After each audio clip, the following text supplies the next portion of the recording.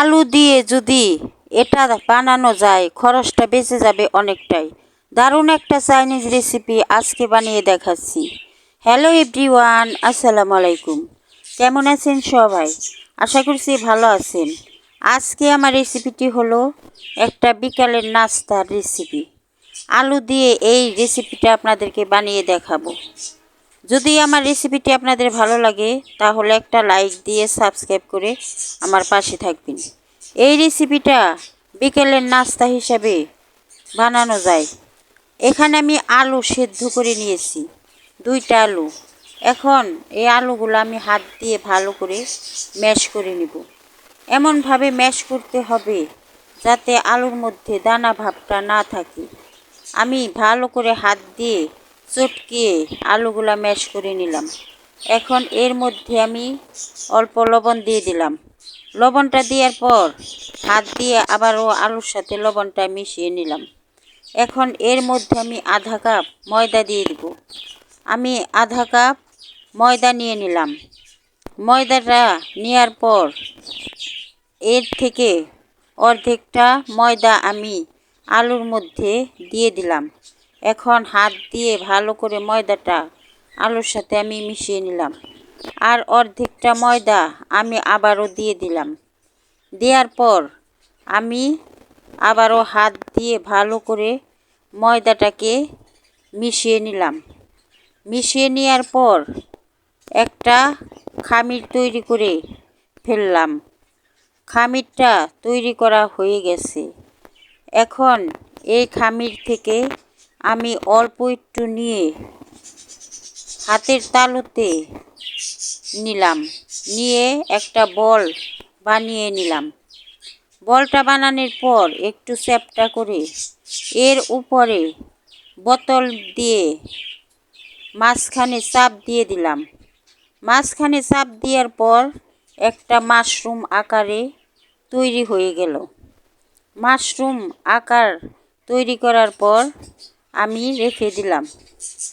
এইভাবে আমি সবগুলা মাশরুম আকার দিয়ে তৈরি করে নিলাম।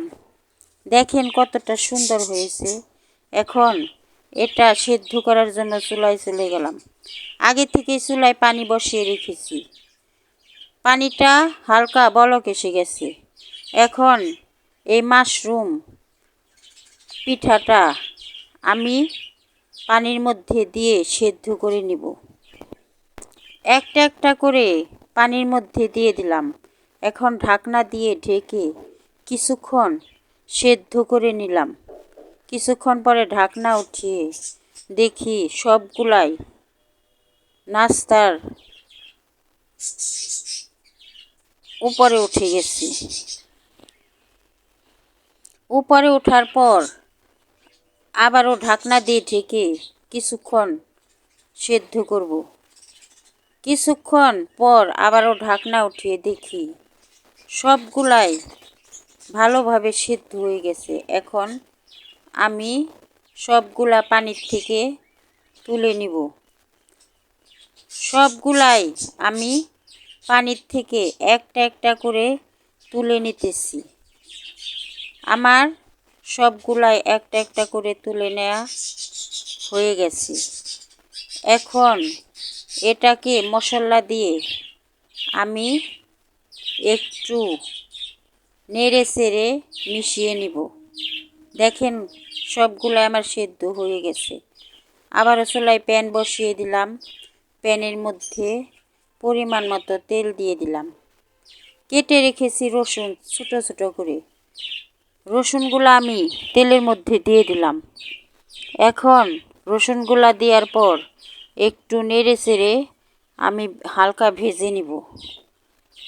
একদম লালচে কালার করে ভাজবেন না। একটু ভাজার পরে এর মধ্যে যা যা দেওয়ার তাই দিবেন। এখন আমার রসুনগুলা ভাজা হয়ে গেছে। এখন এর মধ্যে আমি 3 টেবিল চামচ টমেটো সস দিয়ে দিব।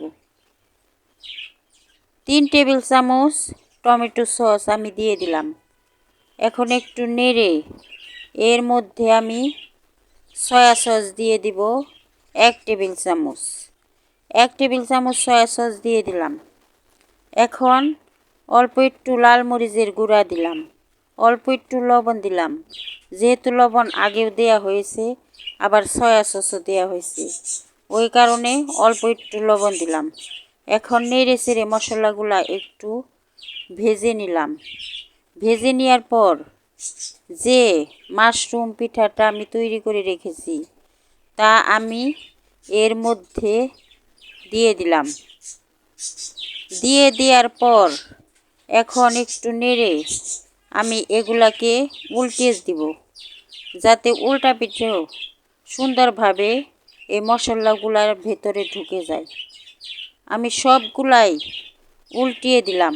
উল্টিয়ে দেওয়ার পর কিছুক্ষণ রেখে আবারও উল্টিয়ে দিব।